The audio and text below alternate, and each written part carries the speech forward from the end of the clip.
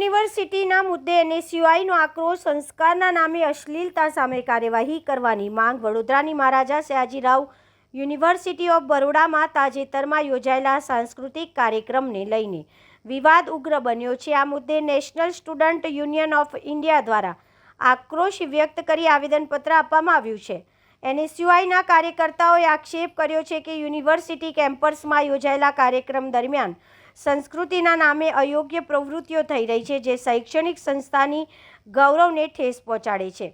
તેઓએ આ મામલે કડક કાર્યવાહી કરવાની માંગ ઉઠાવી છે. આ પ્રસંગે એનએસયુઆઈના ગુજરાત સેક્રેટરી સુઝાન લાડમે તથા ઉપપ્રમુખ રોય તેજસની ઉપસ્થિતિમાં કાર્યકર્તાઓ યુનિવર્સિટી પ્રશાસનને આવેદનપત્ર સુપ્રત કર્યું હતું. તેમણે જણાવ્યું કે કેમ્પસમાં શિસ્ત અને સંસ્કાર જળવાઈ રહે તે માટે જવાબદાર પક્ષો સામે તાત્કાલિક કાર્યવાહી થવી જોઈએ.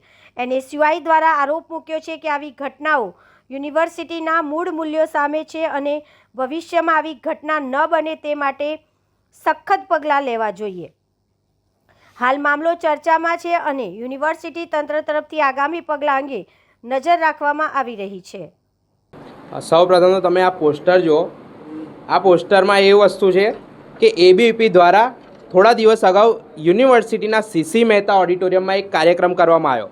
સંસ્કાર સંગમ નામ આપવામાં આવ્યું આ કાર્યક્રમમાં.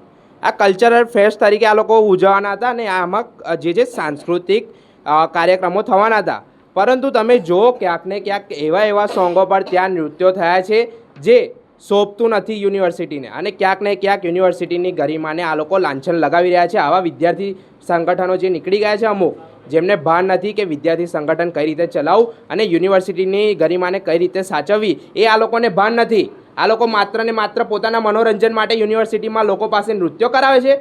એટલે આ ક્યાંક ને ક્યાંક યોગ્ય નથી. યુનિવર્સિટીએ આવા વિદ્યાર્થી સંગઠનો સાથે જે પણ વિદ્યાર્થીઓ સંડોવાયેલા છે, વિદ્યાર્થી આગેવાનો પણ જે છે એબીવીપીના, તેઓ પર તાત્કાલિક પગલાં લઈને સસ્પેન્ડ કરવા જોઈએ. રોય તેજસ.